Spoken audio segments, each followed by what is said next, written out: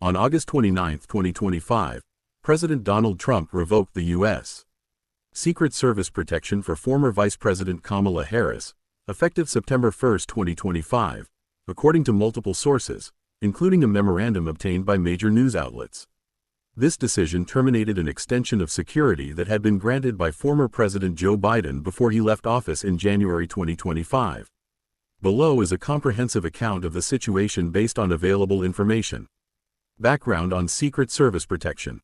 Under the former Vice President Protection Act of 2008, former vice presidents, their spouses, and their children under 16 are entitled to Secret Service protection for up to 6 months after leaving office. For Harris, this statutory period began when she left the vice presidency in January 2025 and was set to expire on July 21, 2025. However, Biden signed an executive memorandum, at Harris' request, extending her protection for an additional year, until July 2026, due to heightened security concerns stemming from her high-profile role as the first woman and first black vice president, as well as her status as the Democratic presidential nominee in 2024. This extension was not publicly disclosed until Trump's decision to revoke it was reported. Trump's decision to revoke protection. On Thursday, August 28, 2025, Trump issued a memorandum titled Memorandum for the Secretary of Homeland Security, directing the Secret Service to discontinue any security-related procedures previously authorized by executive memorandum, beyond those required by law, for Harris, effective September 1, 2025. The memo was addressed to Homeland Security Secretary Kristi Noem and effectively canceled Biden's extension, limiting Harris' protection to the standard 6-month period that had already lapsed.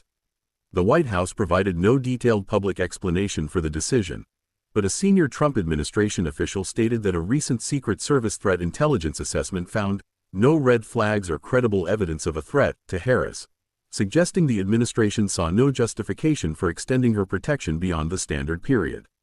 This rationale contrasts with the fact that extended protection is not uncommon for former officials facing ongoing threats, particularly in a polarized political climate. Context and timing. The revocation comes at a significant moment, as Harris is preparing to embark on a 15-city book tour starting September 23, 2025, to promote her memoir, 107 Days, which chronicles her 107-day presidential campaign in 2024 after Biden withdrew from the race. The tour will increase her public visibility, raising concerns about her safety without federal protection. Harris faced documented threats during her vice presidency and campaign, including a 2021 incident where a Florida woman pleaded guilty to threatening her and an August 2024 case where a Virginia man was charged with threatening to kill, kidnap, or injure Harris and former President Barack Obama. The politically charged environment was further underscored by 2 assassination attempts against Trump during the 2024 campaign, in which the Secret Service played a critical role. Trump's decision aligns with a pattern of revoking Secret Service protection for perceived political adversaries or former allies who have fallen out of favor.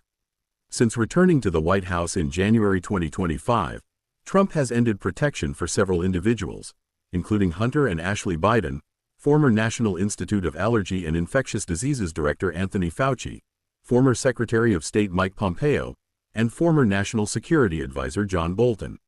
These actions have been criticized as retaliatory, with some arguing they reflect Trump's use of security details as a political tool. Reactions and implications. The decision sparked significant backlash, particularly from California officials.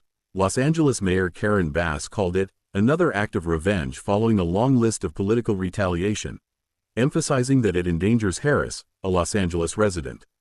Bass pledged to work with California Governor Gavin Newsom to ensure Harris' safety, potentially through local law enforcement or private security arrangements.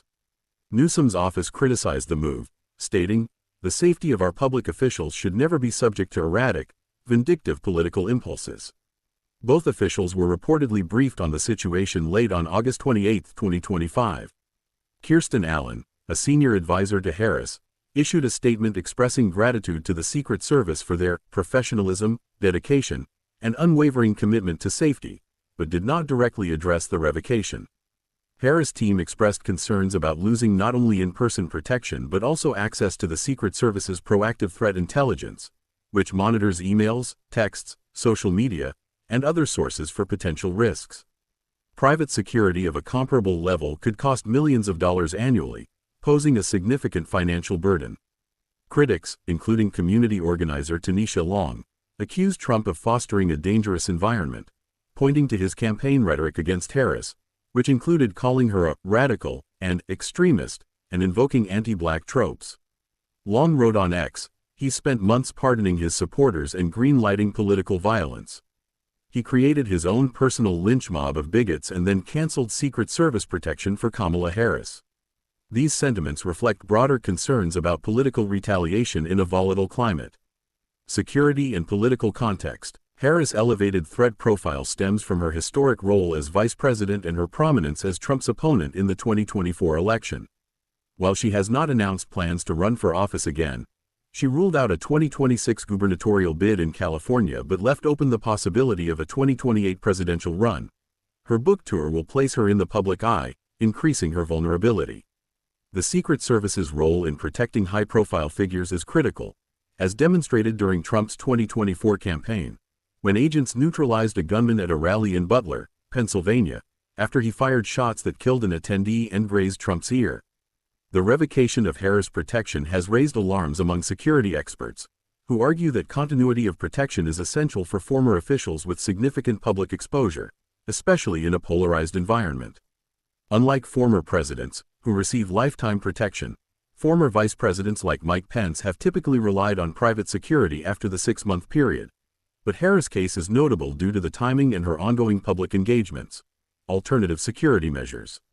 With federal protection ending, Harris may need to rely on private security or local law enforcement, such as the Los Angeles Police Department, for her safety. Bass and Newsom's commitment to ensuring her protection suggests potential coordination with state or local authorities, though specifics remain unclear. The cost of private security could be prohibitive, with estimates suggesting millions of dollars per year for a level comparable to Secret Service protection. Harris' husband, Doug Emhoff, lost his Secret Service detail on July 21, 2025, under standard provisions for a former vice president's spouse. Broader political ramifications. Trump's decision has been framed by critics as part of a broader pattern of targeting political opponents, including revoking security clearances and firing officials from the Biden administration. The move has fueled debates about the politicization of federal resources and the safety of public figures in a time of heightened political violence. While the White House maintains that the decision was based on a lack of credible threats, the timing, days before Harris' book tour, has intensified perceptions of political motives.